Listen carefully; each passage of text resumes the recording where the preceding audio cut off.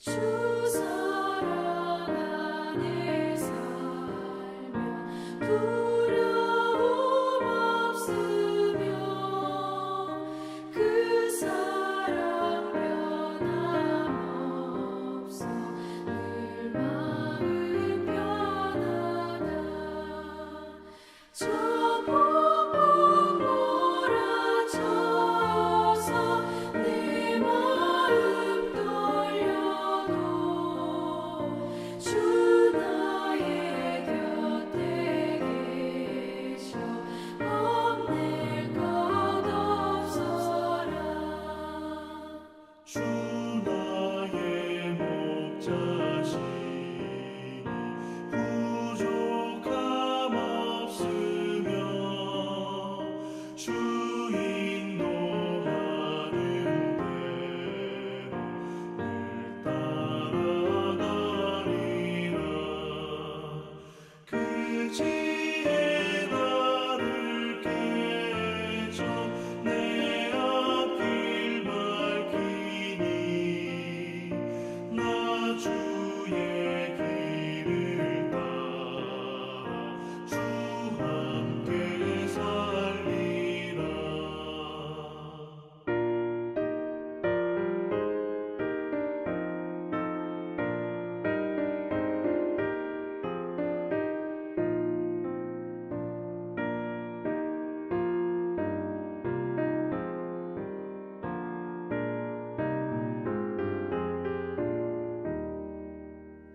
저 넓고 푸른 들판 내 앞에 열리고 그 검은 구름 거쳐 새하늘 보인다.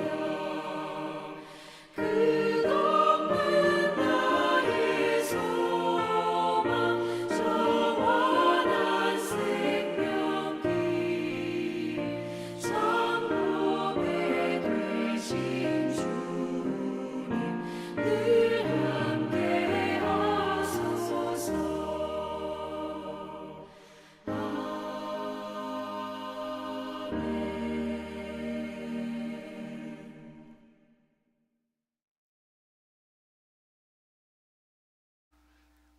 10월 9일 목요일 기도함으로 새벽 기도회를 시작하겠습니다. 거룩하신 하나님 아버지, 오늘도 말씀 앞에 우리를 세워주시니 감사합니다. 추석 명절 연휴 마지막 날입니다. 분주한 삶에서도 우리가 맞이하는 이 하루의 시간이 결코 내 힘으로 되어진 것 아님을 분명히 알아 여기까지 인도하신 하나님의 말씀에 전적으로 순종하는 하나님의 거룩한 자녀들 되게 하여 주시기를 소원합니다. 동천 공동체 모든 권속들이 흩어져 거하는 모든 자리마다 신앙의 아름다운 열매들이 있게 하여 주시옵소서. 말씀에 대한 순종과 하나님의 자녀된 성도로서의 합당한 어투와 삶의 태도로 이웃을 대함으로 신앙의 영향력을 힘있게 전하는 우리 모두가 되게 해 주시기를 원합니다.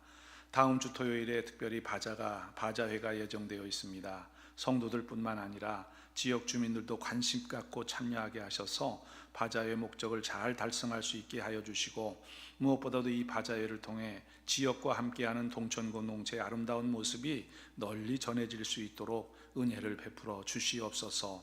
하나님 아버지, 질병의 고통 가운데 있는 환우들이 있습니다. 치유와 회복의 은총을 베풀어 주셔서 일상의 삶으로 복귀하는 것은 물론 하나님을 예배하는 자로 이전보다 더 건강한 모습으로 성도의 삶을 살아갈 수 있도록 은혜 베풀어 주시옵소서. 이제 하나님의 말씀을 듣겠습니다. 말씀을 들을 때 깨닫는 은혜를 주시고 하나님의 말씀대로 살아가는 우리 모두가 되게 해 주시기를 간절히 소원하며 우리 주 예수 그리스도의 이름으로 기도합니다. 아멘. 오늘 나눌 하나님의 말씀은 여호수아서 22장 10절에서 20절까지의 말씀입니다. 제가 하나님의 말씀을 봉독하겠습니다. 르우벤 자손과 갓 자손과 므낫세 반지파가 가나안 땅 요단 언덕가에 이르자 거기서 요단가에 제단을 쌓았는데 보기에 큰 제단이었더라. 이스라엘 자손이 들은즉 이르기를 르우벤 자손과 갓 자손과 므낫세 반지파가 가나안 땅의 맨 앞쪽 요단 언덕가 이스라엘 자손에게 속한 쪽에 제단을 쌓았다 하는지라. 이스라엘 자손이 이를 듣자 곧 이스라엘 자손의 온 회중이 실로에 모여서 그들과 싸우러 가려 하니라. 이스라엘 자손이 제사장 엘르아살의 아들 비느하스를 길르앗 땅으로 보내어 르우벤 자손과 갓 자손과 므낫세 반지파를 보게 하되 이스라엘 각 지파에서 한 지도자씩 10 지도자들을 그와 함께 하게 하니 그들은 각기 그들의 조상들의 가문의 수령으로서 이스라엘 중에서 천부장들이라. 그들이 길르앗 땅에 이르러 르우벤 자손과 갓 자손과 므낫세 반지파에게 나아가서 그들에게 말하여 이르되 여호와의 온 회중이 말하기를 너희가 어찌하여 이스라엘 하나님께 범죄하여 오늘 여호와를 따르는 데서 돌아서서 너희를 위하여 제단을 쌓아 너희가 오늘 여호와께 거역하고자 하느냐. 부올의 죄악으로 말미암아 여호와의 회중에 재앙이 내렸으나 오늘까지 우리가 그 죄에서 정결함을 받지 못하였거늘 그 죄악이 우리에게 부족하여서 오늘 너희가 돌이켜 여호와를 따르지 아니하려고 하느냐. 너희가 오늘 여호와를 배역하면 내일은 그가 이스라엘 온 회중에게 진노하시리라. 그런데 너희의 소유지가 만일 깨끗하지 아니하거든 여호와의 성막에 있는 여호와의 소유지로 건너와 우리 중에서 소유지를 나누어 가질 것이니라. 오직 우리 하나님 여호와의 제단 외에 다른 제단을 쌓음으로 여호와를 거역하지 말며 우리에게도 거역하지 말라. 세라의 아들 아간이 온전히 바친 물건에 대하여 범죄함으로 이스라엘 온 회중에 진노가 임하지 아니하였느냐. 그의 죄악으로 멸망한 자가 그 한 사람만이 아니었느니라 하니라. 아멘. 어제 새벽에 살펴본 내용은 요단 동편의 땅을 분배받은 두 지파 반이 요단 서편의 정복 전쟁을 완전하게 마무리하고 요단 동편 가족들에게 보냄을 받는 장면이었습니다. 그리고 오늘 본문인데 10절을 보면 의외의 사건이 시작됩니다. 요단 동편 지파들이 가나안 땅 요단 언덕가에 이르자 거기서 요단가에 큰 제단을 쌓았다는 내용입니다. 그런데 이것은 서편의 지파들에게는 놀라운 소식이었고 하나님께 대한 요단 동편 지파들의 반역으로 생각했습니다. 이스라엘의 하나님께 드리는 제단은 실로에 있는 성막 외에 다른 어떤 곳에도 세울 수 없습니다. 그러니 요단 서편의 지파들은 동편 지파들의 마음이 변하여 다른 신을 섬기기로 결정한 것으로 오해한 것입니다. 충분히 오해를 살만한 일이기도 합니다. 조금 전까지 전우로서 함께 가나안 족속과 싸웠던 지파들이니 신앙에 대한 배신이 일어난다면 결코 형제일 수 없으며 적이 될 수밖에 없다는 사실을 보여주는 것입니다. 그래서 12절을 보면 요단 서쪽 지파들은 다른 신을 섬기는 것처럼 보이는 요단 동편 지파들과 싸우기로 결정했습니다. 이어지는 13절을 보면 요단 서편 지파들은 동편 지파들과의 전쟁의 정당성을 확보하기 위해 제사장의 아들 비느하스와 서쪽의 9지파 반의 대표 즉 10명이 함께 가서 요단강 동편의 지파들을 만날 계획을 세웠습니다. 그리고 15절을 보면 이들이 길르앗 땅에 이르러 기록되어 있는 것을 보면 요단강을 건너 이미 요단 동편 지파의 땅으로 넘어온 것입니다. 그리고 16절을 보면 여호와의 온 회중의 이름으로 그들의 범죄에 대하여 지적하고 여호와께 거역하려 하느냐 꾸짖기 시작했습니다. 지금까지의 말씀을 보면 요단 동편 지파들이 요단가에 큰 제단을 세운 사건을 서편 지파들이 얼마나 심각하게 받아들이고 있는지를 잘 알 수 있습니다.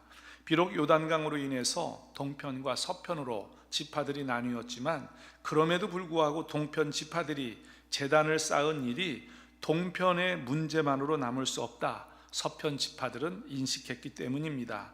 16절 보겠습니다.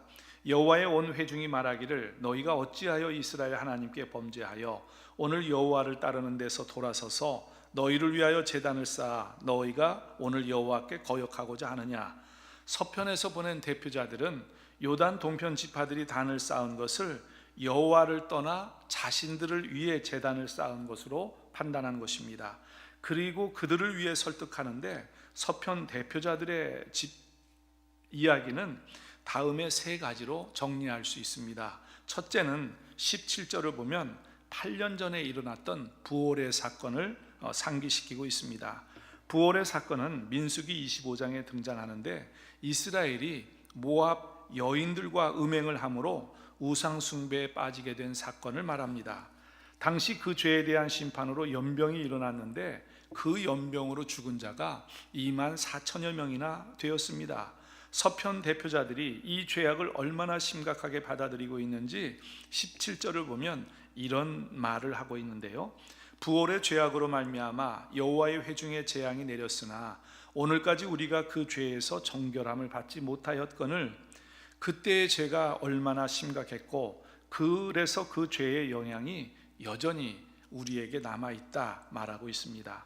그리고 18절을 보면 너희가 오늘 여호와를 배역하면 내일은 그가 이스라엘 온 회중에게 진노하시리라 말합니다. 이 말은 요단 동편 땅이 여호와께 범죄하고 거역하고 배역하면 결국엔 이스라엘 온 회중이 여호와의 심판을 받는다, 그 의미입니다. 특히 18절에서 확인되는 비느하스의 말은 분명 오해로 인하여 싸우러 온 상황이긴 하지만 이스라엘이 한 공동체 하나라는 사실을 의식하고 있음을 알 수 있습니다. 결국 요단 동편이나 서편이나 모두가 한 공동체임을 말하고 있는 거죠. 그리고 어느 한 부분이라도 여호와를 떠난다면 동편이 떠나든 서편이 떠나든 그것은 그 지파들만의 문제가 아니라 공동체 전체 이스라엘의 문제로 여겨야 한다, 그렇게 말하고 있는 것입니다. 결론적으로 동편 지파들의 범죄는 우리 모두의 범죄이고 너희만의 문제가 아니라 전 민족에게 영향을 미친다라는 점을 강조하고 있는 것입니다. 동편 지파들을 설득하고 있는 서편 대표자들의 두 번째 의미는 19절에서 확인할 수 있습니다. 그런데 너희의 소유지가 만일 깨끗하지 아니하거든 여호와의 성막이 있는 여호와의 소유지로 건너와 우리 중에서 소유지를 나누어 가질 것이니라. 이 말에서 확인할 수 있는 것이 있는데 서편 대표자들은 동편 지파들이 큰 제단을 쌓은 행위를 그들의 땅을 거룩하게 하려는 시도로 해석했다는 사실입니다. 이렇게 해석한 서편 대표자들은 너희들의 부정과 죄를 정결하기 위해서 이곳에 제단을 세울 필요가 있느냐, 만약 하나님께 제사를 드리고 싶거든 차라리 우리에게로 넘어와서 우리와 함께 살자, 그런 말입니다. 9지파 반은 동편에 거주하는 2지파 반을 향해 가나안으로 들어올 것을 권면하고 있습니다. 만약 요단 동쪽 땅이 예배 드릴 수 없는 곳이기에 제단을 쌓아서 예배 드리려 한다면 그러지 말고 차라리 요단 서편으로 건너와서 우리와 함께 지내자라는 그런 권면이죠. 그러면 여기에는 성막이 있고 제단이 있으므로 마음껏 예배할 수 있지 않느냐, 그 권면입니다. 그런데 여러분, 이렇게 2지파 반이 가나안으로 들어오는 것은 간단한 문제가 아닙니다. 비집고 들어올 틈도 없는 상황이기 때문입니다. 그런데 서편 대표자들은 이렇게 제안하고 있는 것입니다. 비좁게 생활하더라도 하나님을 섬기는 데 있어서 신앙의 분리만큼은 막고 싶다라는 의지를 보여주고 있는 것입니다. 이 마음을 19절 하반절에서 이렇게 표현합니다. 오직 우리 하나님 여호와의 제단 외에 다른 제단을 쌓음으로 여호와를 거역하지 말며 우리에게도 거역하지 말라. 우리는 이 땅을 너희에게 내어줄 수도 있으니 너희가 범죄함으로 우리에게도 하나님의 진노가 임하게 되는 일을 하지 말라, 그런 권면인 것입니다. 20절을 보면 마지막으로 아간의 죄를 언급합니다. 아간의 죄 역시 이스라엘 민족에게 심판을 받게 했던 죄악이었습니다. 세라의 아들 아간이 온전히 바친 물건에 대하여 범죄함으로 이스라엘 온 회중에 진노가 임하지 아니하였느냐, 그의 죄악으로 멸망한 자가 그 한 사람만이 아니었느니라 하니라. 당시 아간의 범죄 때문에 전사한 군사가 36명이나 되었습니다. 그것뿐 아니라 이스라엘 모두의 마음이 녹아서 물같이 되었습니다. 전략이 손실되고 전의가 상실되었다는 말입니다. 이 말씀은 비록 한 사람의 죄였지만 온 민족이 심판 가운데 있었다는 사실을 예로 들어서 그들의 범죄가 온 회중에게 영향을 미칠 수 있음을 설명하는 말입니다.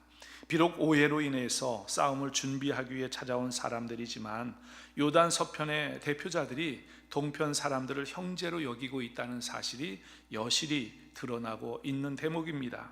이처럼 여호수아 22장에는 각 구절마다 이스라엘 공동체의 하나됨을 지켜야 한다라는 이 간절함이 드러나고 있습니다. 그런데 여러분, 이 하나됨은 그냥 우리 한번 친해져 볼까라고 해서 이루어지는 것이 아니라 하나님에 대한 올바른 신앙을 가질 때에만 가능하다는 사실입니다.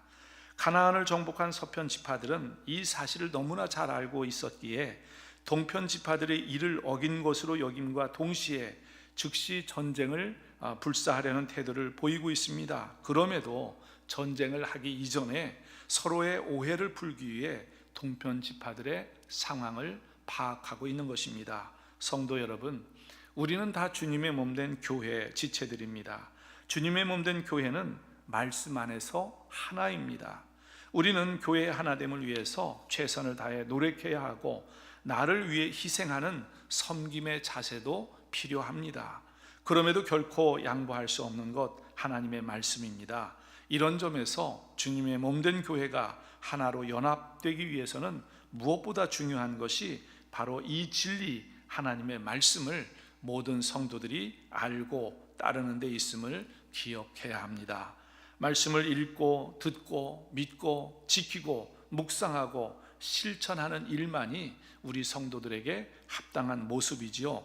그렇게 할 때에 우리 동천 공동체는 진정으로 좋은 교회, 살아있는 교회, 한몸된 공동체가 되어서 하나님을 기쁘시게 하는 교회가 될 것입니다. 오늘 이 일을 위해서 이 새벽에 기도하시는 저와 여러분 모두가 되시기를 간절히 소원합니다. 기도하겠습니다.